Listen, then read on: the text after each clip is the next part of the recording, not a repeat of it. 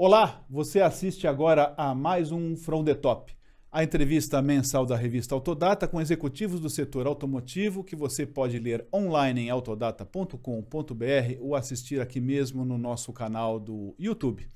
Neste mês de julho, vamos conversar com a liderança da Toyota do Brasil, que pilota o maior ciclo de investimento da história da empresa no país, além de, ao mesmo tempo, recuperar uma fábrica inteira que foi destruída. Mas antes de começar, vamos ouvir a mensagem da Continental Parafusos. No mercado há quase meio século, a Continental Parafusos oferece aos setores automotivo, linha branca, construção civil e eletrônicos um portfólio completo de parafusos, porcas e peças especiais. Nossa operação é otimizada. Além do robusto processo produtivo, os nossos clientes contam com pontualidade nas entregas e estoques de segurança. Somos uma empresa moderna, segura e legalista, que paga os tributos garantindo a segurança dos nossos clientes. Como eu já disse, esta entrevista integra a edição digital da revista Autodata de julho e fica disponível aqui também na íntegra no nosso canal do YouTube. Eu sou Pedro Kutner, editor da revista Autodata, e para hoje eu conto com a presença ilustre do Márcio Stefani, diretor de publisher da Autodata, que vai me ajudar a conduzir essa entrevista. Olá, Márcio. Tudo bem, Pedro? É uma honra estar aqui nesse momento em que a gente estreia o From the Top para um novo público também, né? Porque é o primeiro From the Top que a gente faz na era do Autodata Mobility, né? Então tem todo um público novo que vai estar assistindo a gente. Então, bem-vindos vocês aí que são desse novo público, consumidores, frotistas de caminhão, etc., que estão nos assistindo a partir de agora também. Muito bom, Márcio. E o nosso entrevistado de hoje já esteve aqui no From the Top há pouco mais de 2 anos, na edição de maio de 2024, quando ele tinha acabado de assumir a presidência da Toyota do Brasil. Hoje ele volta aqui com um robusto plano de investimento e uma fábrica para reconstruir. Olá, Evandro, obrigado por aceitar nosso convite para estar conosco aqui novamente. Olá, Pedro. Olá, Márcio. Obrigado pelo convite. E já quero deixar aqui, desejar o sucesso para o Autodata Mobility, novo canal que vocês estão estreando. Sempre Autodata promovendo debates e conteúdos importantes para o setor. E eu tenho certeza que esse novo formato será um sucesso e sempre trazendo as informações e a contribuição tradicionais da Autodata para o setor. Obrigado, Evandro. E olha, o Evandro Maggio já completou 2 décadas de trabalho na Toyota. Ele conhece bem a empresa. Aqui no Brasil, ele já passou por cargos de liderança nas áreas de pós-venda, desenvolvimento de rede, marketing, vendas e planejamento de preços. Em 2017, foi passar uma temporada na Matriz, no Japão, onde cuidou do planejamento de produtos da Lexus, a marca de luxo da Toyota. Voltou ao Brasil em 2019 para dirigir a área de recursos humanos, mas logo foi realocado para ser o executivo responsável pelas compras e pesquisa em desenvolvimento da Toyota na América Latina e no Caribe.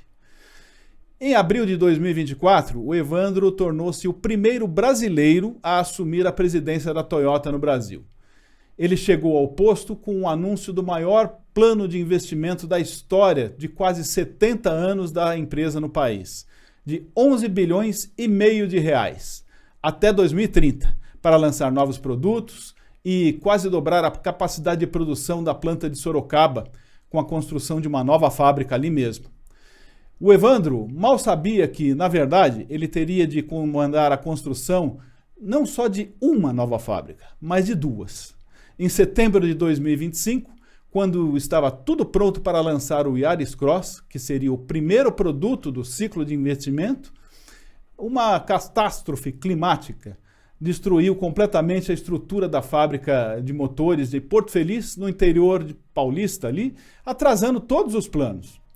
Assim, uma microexplosão climática, como foi chamado o evento na época, um temporal com rajadas de 90 km por hora, colocou uma fábrica abaixo e empurrou o Evandro para o centro do que está sendo o maior desafio da empresa e de sua carreira no país. Pois eu gostaria, Evandro, de começar a nossa conversa justamente com este tema. para que você nos conte como a Toyota está contornando em tempo recorde este imenso desafio que surgiu. Naquela tarde lá de 22 de setembro de 2025, quando você recebeu as primeiras informações sobre o acidente que atingiu a fábrica de motores em Porto Feliz, qual foi sua reação e principal preocupação? Bom, Pedro, obrigado pela pergunta. Eu queria só mencionar que realmente eu tive a oportunidade de assumir a presidência da Toyota no momento que a Toyota anuncia um ciclo de 11,5 bilhões de investimento até 2030. Esse é realmente um sinal de muita confiança no mercado brasileiro. A Toyota, além de produzir carros no país, a Toyota tem a vocação da contribuição para a indústria automobilística. Nós acreditamos que a produção local, o desenvolvimento de recursos humanos, tanto de engenharia quanto também de nossos fornecedores, trazer tecnologias novas, como trouxemos aí a Híbrida Flex, e também preparando para a mobilidade sustentável. Então, esse era o conceito esse é o conceito que a Toyota trabalha no mercado, que a Toyota opera nas regiões. Naquele momento, foi uma situação que nós estávamos realmente recém-acabado de fazer o anúncio, era muito pouco tempo fazia, e nós tivemos essa surpresa desse evento climático. A nossa primeira preocupação, quando aconteceu o evento, era a condição dos nossos colaboradores, né? Como eles estavam, se estavam todos bem, se estavam todos em segurança. Eu mesmo, depois de minutos de que tinha acontecido o evento, ele aconteceu por volta de 1h30 da tarde, era mais ou menos 2h20, eu já estava lá com toda a equipe da Toyota, observando a condição dos nossos colaboradores, a condição física, a condição psicológica deles também, porque o evento foi realmente muito impactante. E naquele momento a gente só conseguia pensar nessa única situação, se todo mundo estava bem. Foram contagens de pessoas, recontagem de pessoas, para que nós assegurássemos que todos estivessem bem. E essa preocupação, ela foi se mantendo, porque à medida que nós íamos identificando que todo mundo estava bem atendido, bem cuidado, com a saúde preservada, a gente passou para o segundo momento, que é como manter essas pessoas dentro da Toyota. Porque uma empresa, um dos grandes assets que nós temos é a formação de pessoas. O conhecimento que está ali dentro, claro que tecnologia e maquinário é importante, mas o know-how das pessoas, o desenvolvimento da cultura e a parceria que a gente tem, o compromisso com os colaboradores, ele é um ponto muito importante para nós. E essa preocupação, ela perdurou até o momento que nós pudéssemos realocar 100% das pessoas sem evitar nenhuma perda, tanto física quanto quanto perda de trabalho. Então, essa foi a nossa preocupação sempre prioritária em como preservar as nossas pessoas, em como preservar os empregos e como preservar, principalmente, essa relação de longo tempo, de longo prazo que nós desenvolvemos com os nossos colaboradores. Beleza. Agora, Evandro, bom dia. Espero que esteja tudo bem contigo. Estou vendo que você está com uma tipóia aí no braço também. Evandro, eu tive a honra de talvez de ter acompanhado a tua carreira quase que inteira, né? Que a gente já se conhece há longo tempo, né? Eu sou um fã teu, sou um admirador da tua liderança, né?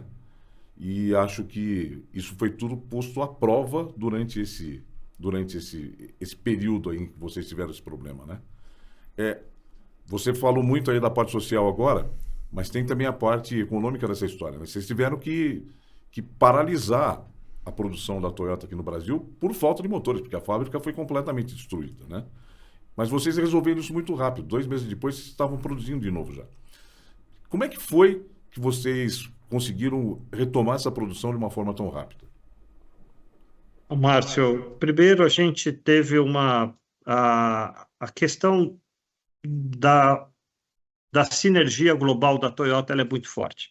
Assim que nós tivemos a ocorrência do evento climático, nós entramos em contato com a matriz no Japão, informamos o estado da fábrica, como ela se encontrava, e a partir daí a comunicação ela ficava intensa. Nós tínhamos reuniões com a nossa matriz praticamente 2 vezes por dia, logo de manhã e no final da noite também tínhamos reuniões contínuas com elas, né?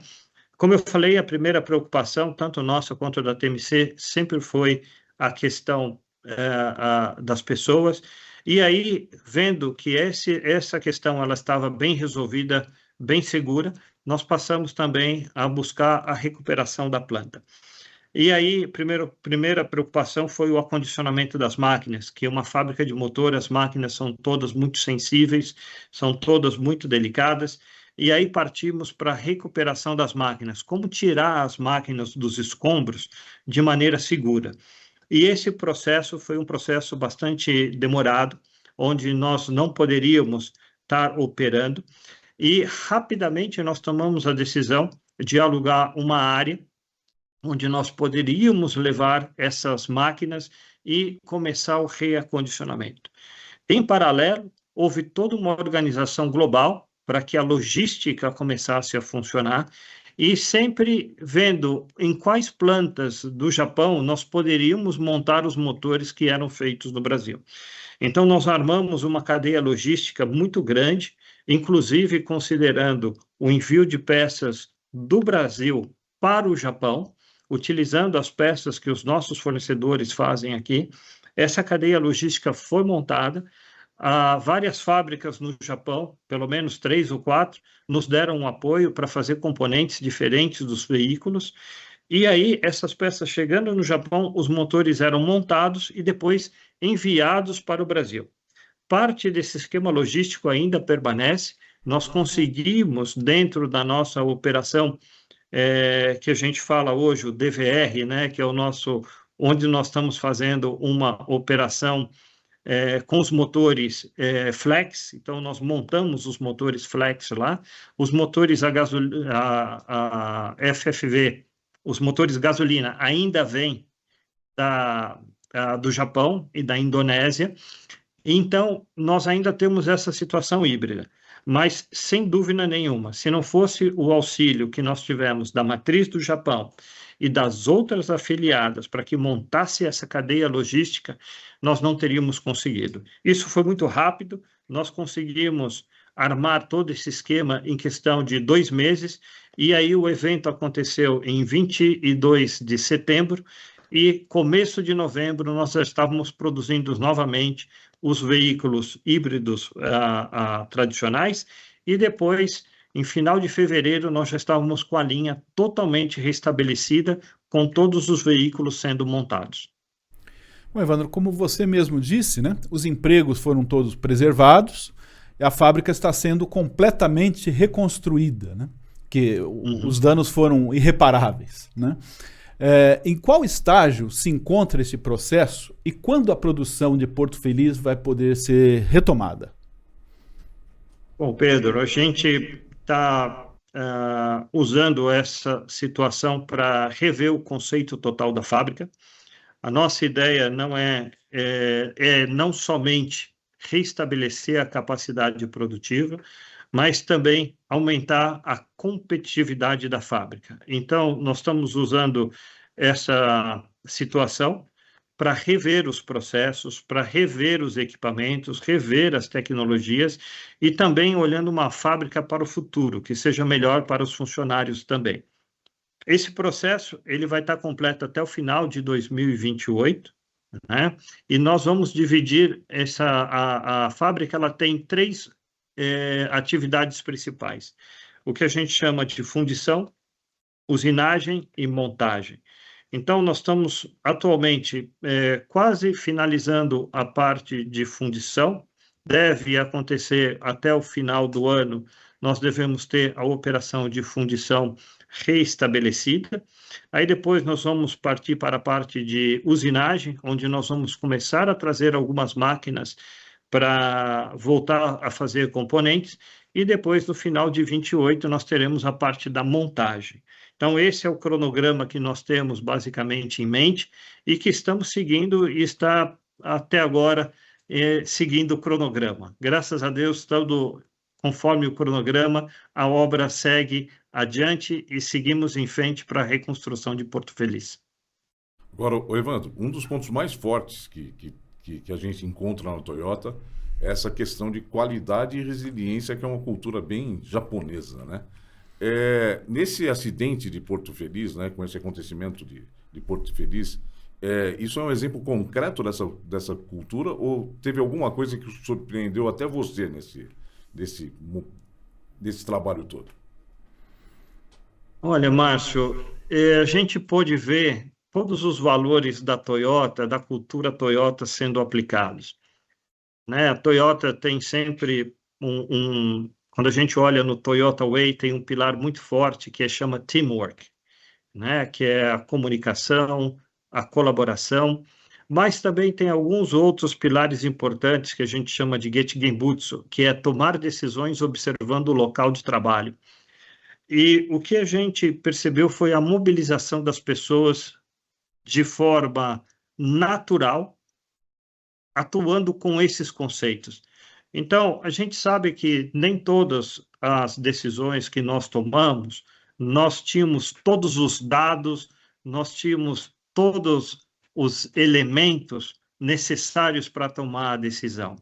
Mas, atuando com uma comunicação intensa, observando exatamente a condição do trabalho no local, observando o que poderia ser feito, nós conseguimos tomar decisões rápidas. Eu diria que mais do que tomar decisões difíceis, nós tomamos decisões rápidas, porque nós sabíamos que o tempo era crítico. Naquele momento chovia bastante, as pessoas tinham muita incerteza do que vai acontecer aqui e acolá, o que fazemos com as fábricas. Então, muito mais do que o fator dificuldade, eu diria que o fator tempo foi crucial nesse processo todo. E essa questão da cultura, né? Os primeiros 2 dias, eu tenho que falar para você que nós ficamos bastante abalados. Eu diria que foi um luto. Os 2 primeiros dias, nós ainda estamos pensando, nossa, o que aconteceu, né? Da onde aconteceu isso? Mas uma hora que o momento que nós entendemos que as pessoas estavam bem e que nós não tínhamos mais nenhum impacto de vida, aí a questão da resiliência da cultura, ela falou mais alto. Falou, ok, aconteceu, mas nós temos que ir para frente. Nós temos pessoas atrás de nós que dependem dessa fábrica, que dependem desse emprego, que dependem dessa condição de trabalho. E aí começou naturalmente a se desenrolar. O que nós também percebemos, Márcio, durante esse trabalho, muitas pessoas que foram agregadas, tanto terceiros quanto novatos, sendo guiadas pelas pessoas mais velhas ou mais veteranas da Toyota. Isso é um processo que nós temos internamente que chama Teach and be taught, que é ensinar e ser ensinado. E ao momento que as pessoas mais veteranas ensinam os novatos, elas consolidam a cultura e os elementos de trabalho da Toyota. E as pessoas novatas que recebem esse ensinamento ou essas direções, elas têm capacidade de executar o trabalho da maneira muito mais correta. Então, nós podemos observar que nesse trabalho todo, nessa movimentação toda, princípios como segurança, qualidade, organização, sempre foram muito observados dentro de todas as etapas que nós fizemos. Não houve uma etapa onde segurança e qualidade, que são os pilares fortes da Toyota, não foram observados. Por isso que nós conseguimos passar por todo esse período difícil, remover todos os escombros sem nenhum acidente, sem nenhuma intercorrência que colocasse alguém em risco ou que afetasse a qualidade do equipamento ou que afetasse a qualidade dos nossos produtos. Bom, Evandro, assim como toda a crise também revela uma oportunidade, né? Vocês estão reconstruindo, vocês vão fazer uma fábrica nova ali, né? E eu gostaria de saber, quando essa fábrica estiver totalmente operante, né? Em 2028, espero que para o começo de 2028, como ela será diferente do que a que existia antes? Essa fábrica, ela deve ser, primeiro, nós estamos buscando que ela seja um world class competitive, que ela seja competitiva a nível nacional. Nós entendemos que temos que aproveitar essa situação para preparar a empresa para uma competição futura que vai acontecer, e ela é super bem-vinda, e acho que realmente o objetivo da concorrência é realmente estimular novos produtos, melhores serviços para o cliente. Então, além de ser uma reconstrução, nós temos que usar esse fato como uma oportunidade para que a gente reforce a indústria local, que a gente consiga trazer mais produtos e fazer do Brasil um polo produtor de veículos competitivo para a América Latina e, se possível, para o mundo. Então, esse é o viés que nós estamos dando para essa fábrica. Para isso, o que nós apostamos? Estamos revendo tecnologia, estamos revendo métodos de trabalho, estamos revendo fluxo de trabalho, inclusive layout, para que a empresa possa ser mais compacta, mais enxuta e ter uma produtividade maior. Então, Pedro, nós estamos usando esse momento para fazer uma revisão de conceito total, utilizando os pilares que a gente sempre trabalha no Brasil, que é de investimento, desenvolvimento de tecnologia, voltados à mobilidade sustentável. Nós estamos alinhando essa nova fábrica justamente para esses pilares. Muito bom. Agora, Evandro, vamos sair um pouco da fábrica de Porto Feliz, vamos caminhar alguns quilômetros até lá em Sorocaba. Indaiatuba agora, tá? Nós estamos gravando essa entrevista justamente quase ao mesmo tempo em que vocês estão encerrando a operação daquela fábrica que foi inaugurada em 1998, marcando um ponto importante da história da Toyota, portanto, né? E porque foi uma fábrica que foi construída justamente para produzir o Corolla, tá? Por que fechar uma unidade historicamente tão importante para a história da Toyota do Brasil nesse momento? Tá. Márcio, eu vou resgatar um pouquinho o anúncio que nós fizemos Eu vou falar de fechamento, eu vou falar de revisão do nosso footprint. Quando eu assumi realmente a presidência da Toyota, anunciando o ciclo de investimento, parte desse ciclo de investimento, ele já contemplava a transferência de Indaiatuba para Sorocaba. Eu lembro que naquele mesmo dia, em março, a gente teve a oportunidade até de falar com vocês também e dar uma preliminar de que isso aconteceria. Então, esse processo de Indaiatuba, ele faz parte de um planejamento para o crescimento da empresa.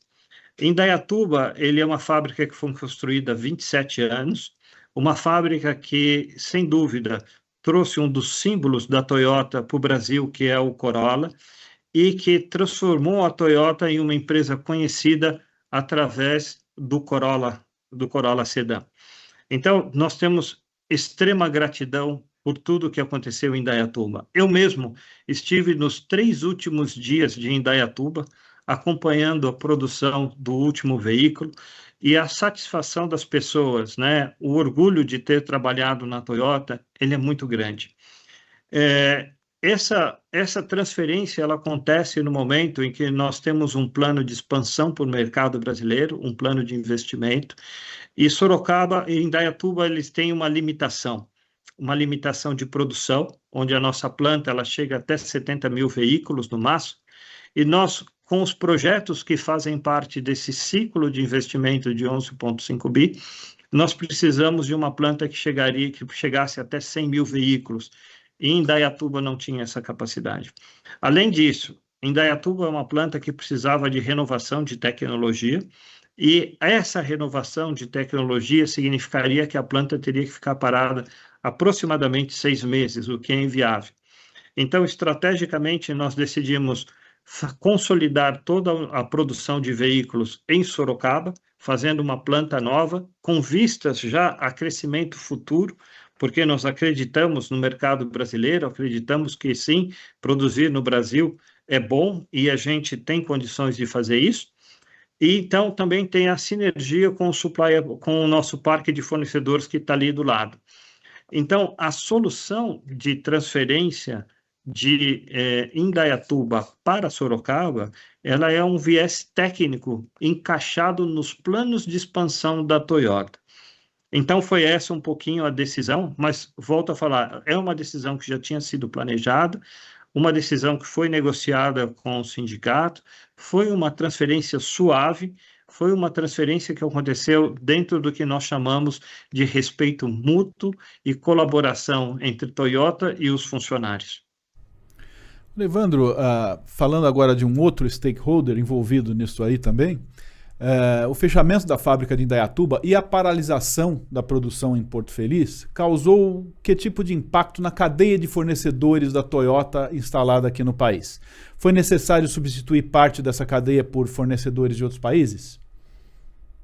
Pedro, nós utilizamos para Porto Feliz toda a cadeia de fornecedores, nós acompanhamos um por um e nós minimizamos o impacto ao máximo que nós pudemos. O que nós fizemos? As peças que nós comprávamos no Brasil, nós exportamos para o Japão. Então, o nosso conceito foi de manter os fornecedores ativos, manter a base de produção ativa, porque nós vamos voltar a produzir em Porto Feliz. Nossa ideia é voltar realmente a produzir os mesmos motores em Porto Feliz. E por isso nós precisamos que a base de fornecedores esteja ativa. Nós sabemos que eles fizeram investimento, sabemos que eles tinham ciclos de investimento e nós entendemos que isso deveria ser respeitado e negociado com eles. Então, foi assim que foi feito. No caso da mudança de Indaiatuba para Sorocaba, os fornecedores são preservados. O que nós temos com eles é um planejamento desse fornecimento ao longo do ano, já previamente informado e previamente negociado, mas quando tiver a retomada da produção do Corolla em Sorocaba, a base de fornecedores continuará ativa. Então, resumindo, Porto Feliz e a transferência de Indaiatuba para Sorocaba não deve ter impacto para os fornecedores. Muito bom. Bom, ainda bem que vocês tinham terreno ali para construir essa ampliação lá em Sorocaba, né? Porque eu tive a oportunidade de visitar já essa obra, é impressionante, porque vocês estão espelhando a fábrica, né? Vocês estão dobrando em termos de tamanho a fábrica lá em Sorocaba, né? E só complementando, Márcio, da época que você esteve conosco lá, agradeço a sua visita, nós já estamos bem mais avançados, estamos próximos aí de chegar ao lançamento da fábrica. Agora, incluindo essa nova planta que vai ser inaugurada em breve lá em Sorocaba, né? O polo de Sorocaba vai se transformar no principal polo industrial da Toyota aqui na América Latina, né? Qual vai ser o papel estratégico dessa fábrica no contexto global da Toyota? Bom, essa planta ela tem dois papéis importantes. Primeiro, o polo industrial de Sorocaba, ele é o polo de fabricação e exportação dos veículos de passeio para toda a América Latina.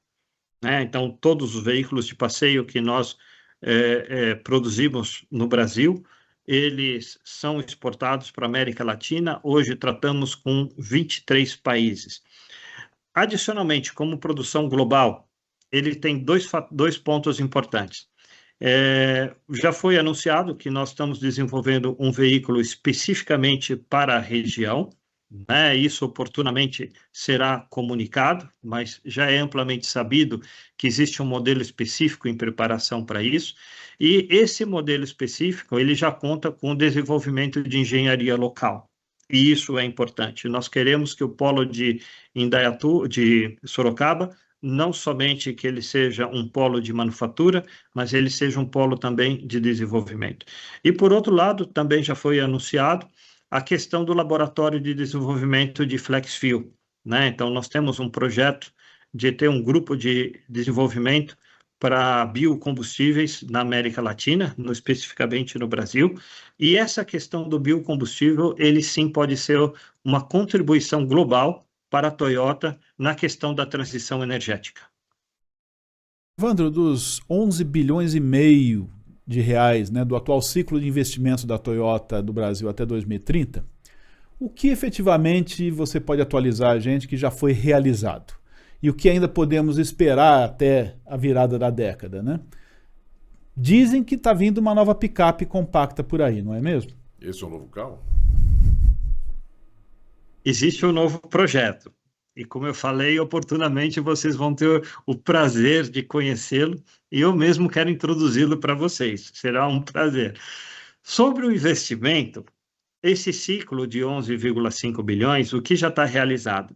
Tem a segunda fábrica de Sorocaba, que está sendo concluída, tem o lançamento do Yaris Cross, que foi concluído.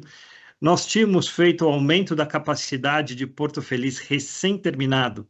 O aumento da capacidade de Porto Feliz, é uma elevação de capacidade, e a transferência de Sorocaba, de Indaiatuba para Sorocaba. E tinha também a renovação, né, quando nós fizemos a mudança, o facelift do Corolla Cross.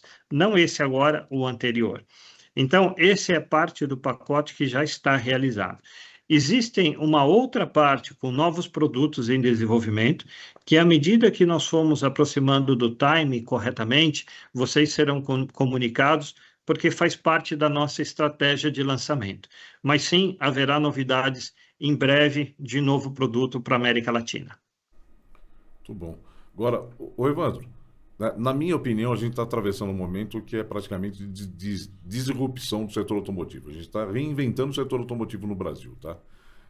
No teu ponto de vista, quais são os segmentos de tecnologias que a Toyota vai considerar mais promissores para o mercado brasileiro até o final dessa década, por exemplo? Bom, em termos de tecnologia de powertrain, né, de motorização, a Toyota tem a filosofia do rotas múltiplas de tecnologia. Então, recentemente nós lançamos agora o veículo elétrico, com Lexus também entramos com veículos elétricos, temos algumas novidades com outras tecnologias para ser lançadas aí no futuro breve, mas dentro de toda a questão de tecnologia, a Toyota acredita que a combinação da tecnologia com a matriz energética local, ela tem que ser considerada como um fator decisivo. E nesse conceito, nós entendemos que o híbrido flex é realmente uma tecnologia que casa o potencial da eletrificação com a vocação do Brasil para biocombustíveis. A nossa grande aposta como Toyota do Brasil é realmente a expansão do híbrido flex. Isso não quer dizer que nós não teremos outras tecnologias, nós teremos sim, mas dentro do conceito do mainstream, o que é a tecnologia que predomina para o mercado brasileiro, nós entendemos que o híbrido flex é a aposta ideal, é onde nós devemos nos concentrar e onde nós estamos, inclusive, desenvolvendo engenharia para fazer desenvolvimento local. Ora, Evandro, desde o lançamento, né, há pouco mais de 3 meses, a procura por versões híbridas do Yaris Cross foi de 60% a 65% das vendas do modelo, segundo vocês informaram recentemente. Isso acima das expectativas da própria Toyota, né? Isso, de alguma maneira, muda a visão que vocês tinham sobre a velocidade da eletrificação no Brasil? Eu acho que foi para nós realmente uma surpresa, Pedro. Você comentou acima da nossa expectativa, é verdade. Nós imaginávamos que o ritmo de adoção da tecnologia híbrida seria mais ou menos 50% do volume de vendas, e a gente já vê hoje 60%, indo até um pouquinho mais para 65%. Eu entendo que a oferta de veículos eletrificados no Brasil realmente acelerou esse passo. Hoje o cliente ele tem muito mais interesse em saber sobre tecnologia híbrida, sobre outras tecnologias de eletrificação que estão disponíveis no mercado, e hoje parece ser uma tendência muito mais consolidada e acelerada no mercado. Então, nós estamos realmente revendo nossos planos, inclusive queremos rever o nosso plano de produção para aumentar essa oferta e ter mais veículos híbridos disponíveis para o cliente. Mas, realmente, o passo de eletrificação ele tem acelerado no mercado brasileiro. Muito bom. Agora, Evandro, quando a gente fala em competitividade, a gente sabe que precisa exportar também para poder ter uma escala de produção que possa possibilitar essa tal de competitividade, né? A Toyota já é uma das maiores exportadoras de veículos do Brasil, e vocês vinham conquistando muitos mercados novos, né? Principalmente a partir do lançamento do Corolla Cross, tá? Essa tendência de continuar exportando, de aumentar as exportações, continua com o Yaris Cross, né? Como é que está o desempenho da Toyota hoje nesse quesito das vendas externas? Nossa ideia e nossa estratégia, Márcio, é ter um pilar de exportação forte. Nós entendemos que para que você tenha competitividade, o volume é importante, mas também a Toyota tem uma presença forte na América Latina, né? A Toyota atua na América Latina desde os anos 50, né? Já não é de hoje, e a Toyota tem uma rede de distribuidores muito forte em toda a América Latina. Do Brasil, nós exportamos para aproximadamente 23 países, é o contexto que nós temos hoje de exportação. Corolla Cross, sem dúvida, é o líder nesse contexto, mas nós queremos avançar com o Yaris Cross. Então, Yaris Cross e outros modelos que vierem ser produzidos no Brasil, o nosso foco é exportar para a América Latina como inteira. Então, nós temos uma visão regional. Eu mesmo tenho contato com vários outros presidentes dos outros mercados, sempre trocando informação de como está crescendo o mercado, como está se comportando, como está a aceitação dos nossos produtos. E o que eu posso assegurar é que os produtos Toyota feitos no Brasil são muito bem aceitos e muito bem vistos nos outros mercados. Colômbia, por exemplo, o Corolla Cross híbrido é um sucesso, é um veículo que desponta nas vendas. No Chile também temos o Corolla Cross híbrido como um carro-chefe de vendas. Então, seguir nesse caminho de exportar tecnologia híbrida e veículos eletrificados realmente é um ponto que para nós é uma estratégia a seguir no futuro. Evandro, e como andam os processos de nacionalização de componentes? Algo que você deve saber bem, até em função da sua antiga liderança em compras na Toyota, né? Qual é o índice médio de nacionalização nas fábricas brasileiras da Toyota atualmente? Ela está aumentando, reduzindo, está estagnado? Bom, nós temos o índice que varia produto a produto, em geral é de 60% a 70%, mas nós buscamos sempre a localização dos componentes. Toyota tem uma frase que a gente até brinca internamente, que fala assim, a gente produz. Então, nós temos um trabalho muito intenso com a nossa cadeia de fornecedores. Para que você tenha uma ideia, Pedro, nós temos um grupo de trabalho junto com nossos fornecedores, tem uma associação que se chama BRASA, né? Brazilian Suppliers Association. Então, o BRASA, ele é um grupo que trabalha junto conosco para que nós efetivamente possamos rever processos de produção, materiais, formas de competitividade. Também trabalhamos outros aspectos como segurança, cybersecurity, qualidade, mas essa questão da competitividade é um ponto que nós desenvolvemos junto com os nossos fornecedores. Semana passada, por coincidência, tivemos uma reunião com os nossos principais fornecedores, justamente discutindo as bases de competitividade.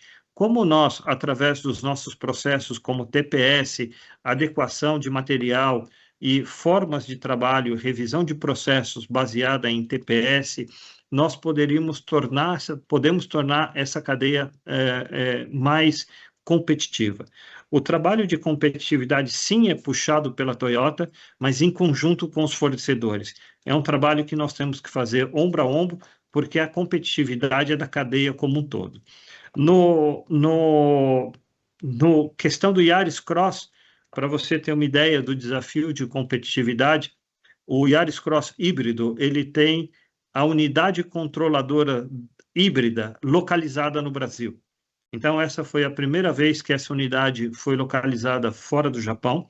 Foi um trabalho bastante delicado, porque é um componente que você imagina a tecnologia, e esse tipo de desafio nós estamos impondo ao nosso grupo de engenharia, ao nosso grupo de compras e aos nossos fornecedores também.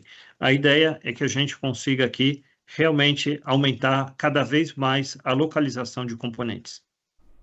Agora, Evandro, um dos assuntos que mais tem trazido preocupação para o setor automotivo brasileiro nos últimos principalmente nos últimos 2 anos, é o aumento da presença agressiva das montadoras chinesas, principalmente aí nos segmentos eletrificados, né? Essa nova concorrência que está chegando aqui no Brasil alterou de alguma forma os planos da Toyota aqui? Bom, Márcio, primeiro deixa eu colocar um pouquinho como a Toyota vê a concorrência, né? De modo geral, a concorrência ela é sempre positiva, porque ela estimula com que a Toyota ou qualquer outra montadora desenvolva tecnologia, desenvolva produtos, ofereça um serviço melhor para o cliente. Então, a concorrência, seja ela chinesa ou seja ela de qualquer outra fonte, ela é bem-vinda. O que é muito importante nós observarmos são as condições com que essa concorrência acontece. Se elas acontecem de forma isonômica, nós sabemos que existem algumas, vamos dizer, assimetrias entre questões de custos do Brasil e questões de custos produzidos em outros países, principalmente como a gente está falando da China.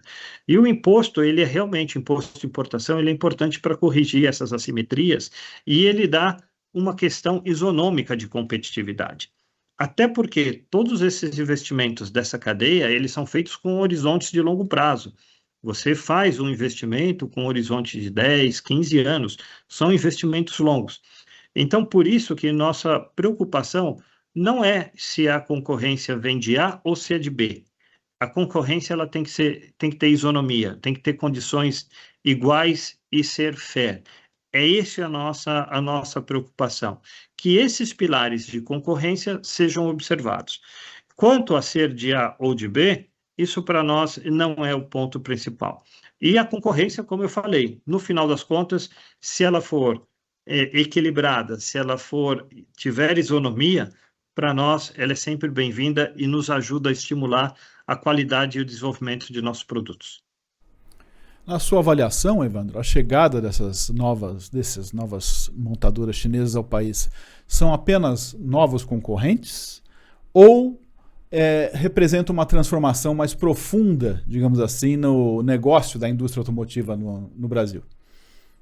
Sem dúvida, Pedro, elas trazem novos conceitos, né? Trazem novos conceitos, trazem novas tecnologias e isso haverá uma acomodação na estrutura do mercado, né? Então, não dá para negar que elas têm uma oferta baseada super em eletrificação, em conceitos que hoje são novidade no mercado. Então, deverá haver uma acomodação no mercado, sim, com esses novos entrantes. Não deve ser somente como eu posso dizer, um concorrente puro e simples. Deverá ter uma reestruturação até pelo nível de competitividade. Agora, o importante é que essas ondas de reestruturação, essas ondas que a automotiva passa, ela não é uma coisa nova, de tempos em tempos ela sofre. Então, por isso que é importante que a isonomia e as bases competitivas equilibradas, elas estejam presentes. Muito bom. Agora, o Evandro, é inegável que a imagem da Toyota é muito forte aqui no Brasil, né? Agora, em um ambiente que parece que nós estamos passando a conviver agora, em que algumas empresas estão competindo muito forte, né, por preço e velocidade de lançamentos, né?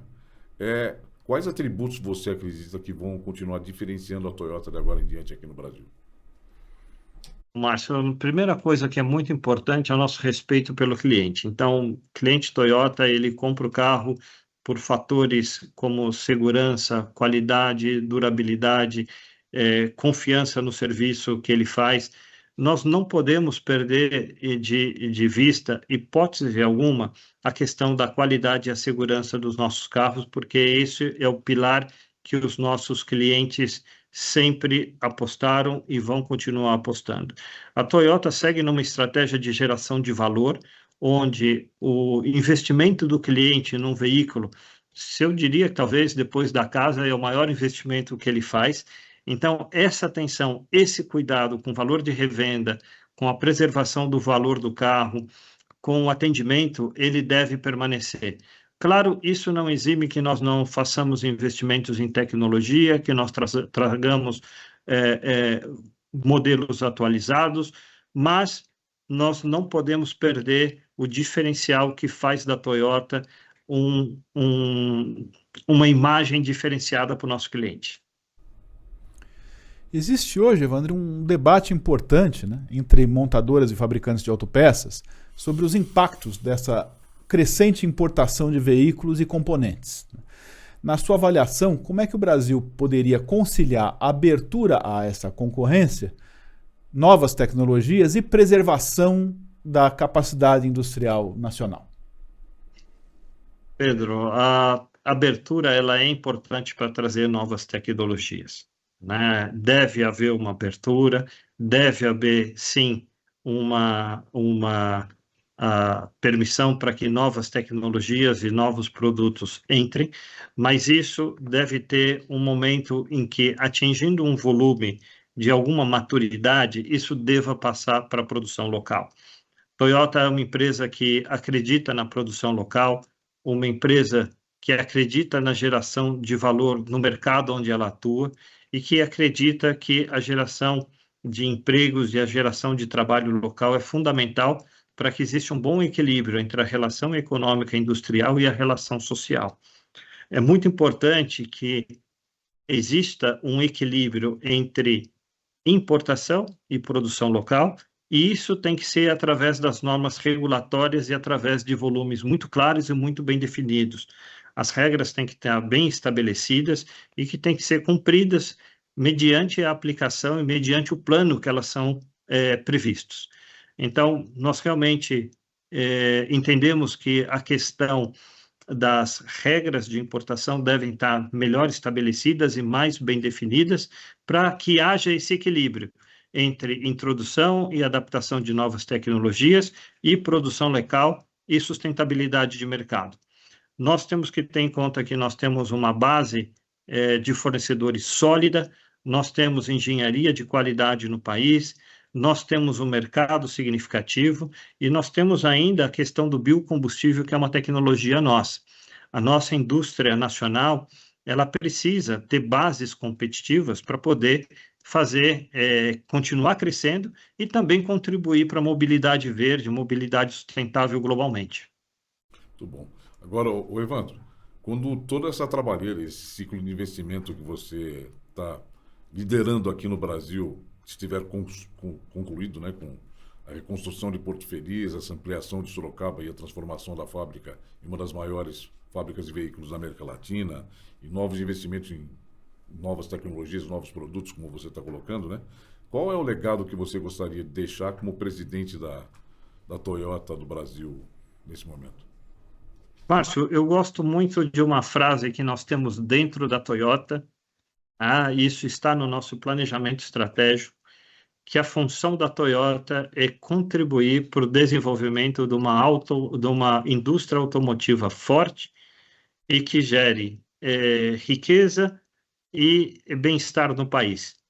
Então, eu gostaria realmente de poder cumprir essa missão da Toyota através de desenvolvimento de novas tecnologias, de produtos que os clientes se sintam orgulhosos de possuir, de ter trabalhadores que se sintam orgulhosos do produto que fazem e que, através da filosofia da Toyota, não só a parte industrial, mas a parte das pessoas também possam ser desenvolvidas.